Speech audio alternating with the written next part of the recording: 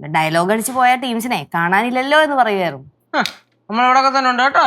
ഓ എന്തോട്ടാ കയ്യില്? കയ്യിലെന്തിര് കെട്ട്? മുറിഞ്ഞ പിന്നെ മുറിയാതെ കെട്ടു. ഓ അപ്പൊ പണി കിട്ടി. എന്താ പണി കിട്ടിയെന്ന്? വീരന്മാരാണ്. യുദ്ധത്തിന് പോകുമ്പോ കുറച്ച് ചോരയൊക്കെ പൊടിയും ആന്നും വലിയ വിഷയമുള്ള കേസൊന്നുമല്ല കേട്ടാ. ഓ അപ്പൊ പാചകത്തിന് നീയൊക്കെ യുദ്ധമായിട്ടാണോ കാണുന്നത്? അങ്ങനെയാണെങ്കിൽ കരകാര്യ അമ്മൂമ്മയൊക്കെ എല്ലാ ദിവസവും യുദ്ധത്തിന് പോകുന്ന ആൾക്കാരാണല്ലോ. ഇടയ്ക്കിടയ്ക്ക് ഞാൻ അതെ, അവര് എന്നോട് പറഞ്ഞ ഞാൻ അംഗീകരിച്ചു കൊടുക്കും. ചേച്ചി എന്നോട് പറഞ്ഞത് കേട്ടല്ലേ? ഓടാണെന്ന് സത്യം പറഞ്ഞ സങ്കടം തോന്നുന്നു. என்னாச்சுடா? கறி ஏதாவது கரிஞ்சுதா? കറിയൊന്നും കരിഞ്ഞൊന്നുമില്ല. പിന്നെ അവിടെ വന്ന് നോക്കണം. കറിയൊക്കെ ആ പാത്രത്തിന്റെ മുകളിൽ നിരന്ന് ഇങ്ങനെ ഇരിക്കുകയല്ലേ. എത്ര വെറൈറ്റീസ് ഞാൻ അറിയാത്തണ്ട് ചോദിക്കാണ്. ഇത്രയും കൊല്ലം നിങ്ങളൊക്കെ അടുക്കള കിടന്ന് എന്തിനാണ് കാണിച്ചു കൂട്ടിക്കൊണ്ടിരുന്നത്? ഭക്ഷണം കഴിച്ചിട്ട് തള്ളിയാ പോരെ? ഞങ്ങളല്ലേ കഴിക്കുന്നത്. ഞങ്ങൾ കഴിച്ചിട്ട് അഭിപ്രായം പറയാം. അതിന് മുന്നേ ബിൽഡപ്പ് ചെയ്യണ്ട. ചേച്ചി അങ്ങനെ ഇപ്പൊ കഴിച്ചിട്ട് വലിയ അഭിപ്രായം ഒന്നും പറയണ്ട. കഴിച്ച് കഴിയുമ്പോ ചേച്ചി തല ഇറങ്ങി നോക്കിയോ? അപ്പൊ അത്രയ്ക്ക് മോശ?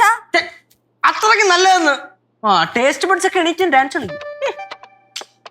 എന്നാലും ഒരു സങ്കടം. എന്തിനാടാ സങ്കടം? ഒന്നും പറയണ്ട അമ്മ, ഒരു കുറ്റബോധമൊക്കെ. എന്തോട്ടാ കാര്യം? പറഞ്ഞിട്ട് കാര്യമില്ല മക്കളെ. ദൈവത്തിന്റെ വിധിയല്ലേ, വിധിച്ച പോലെ നടക്കുള്ളൂ. എന്താടാ? എന്ത് നല്ല തങ്കപ്പെട്ട അളിയനാണ് എനിക്ക് കിട്ടിയത്. ഇത്രയും നല്ലൊരു അളിയനെ കിട്ടണമെങ്കിൽ ഞാൻ എത്ര ജന്മം സുഹൃത്തും ചെയ്ത് കാണണം അല്ലേ ചേച്ചി? ഇപ്പൊ എന്താ പ്രശ്നം? എന്താ അളിയന്റെ കാര്യം ഇങ്ങനെ പറയായിരുന്നേ. കാശ് മുടക്കാനൊന്നും ഒരു മടിയില്ല. ആഠ്യത്തിനാണെങ്കിൽ ആഠ്യത്വം, സ്നേഹത്തിനാണെങ്കിൽ സ്നേഹം, കൈപുണ്യത്തിനാണെങ്കിൽ കൈപുണ്യം, എല്ലാത്തിലും സകലകലാവല്ല. എന്താടാ ചേന്ന് പറയുന്നേ?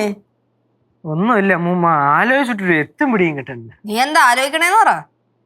എന്തോട്ടാ കാര്യം? കാര്യം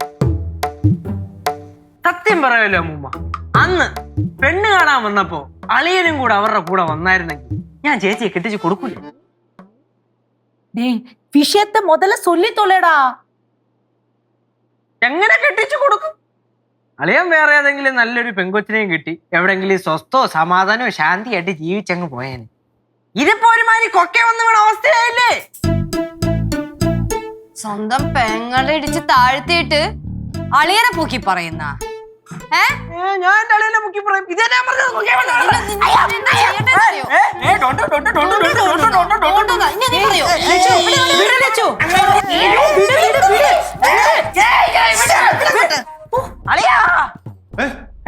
എന്തുവാടാ ഇവിടെ? എന്താ പ്രശ്നം?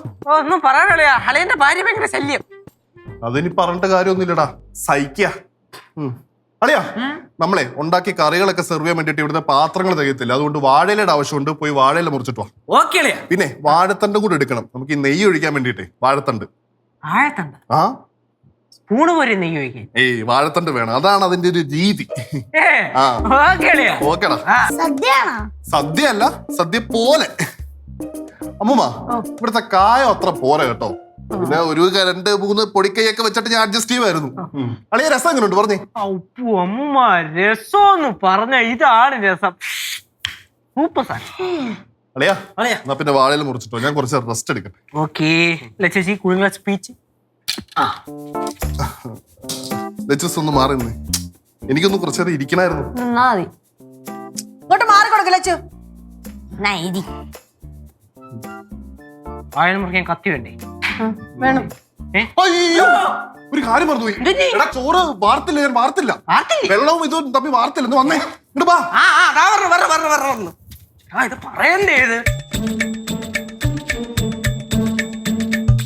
എന്താണ് ഷോ? ചോറും കറി വെക്കാനാണ് എത്ര ഷോ? ചേച്ചി നല്ല അടിപൊളിയായിട്ട് ഉണ്ടാക്കിയിട്ടുണ്ടാവും. നമ്മളെയൊക്കെ ഞെട്ടിച്ചു കളയുന്നോ തോന്നുന്നു.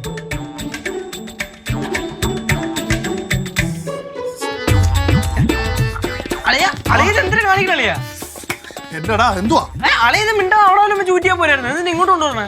അളിയാ, ഓരോന്നിനും അതിൻ്റെതായ രീതികളുണ്ട്. അങ്ങനെ ചെയ്താലേ പെർഫെക്ഷൻ കിട്ടും. നിനക്കിതൊന്നും അറിയത്തില്ലടാ, നീ കൊച്ചിറക്കലല്ലേ. കണ്ടോ?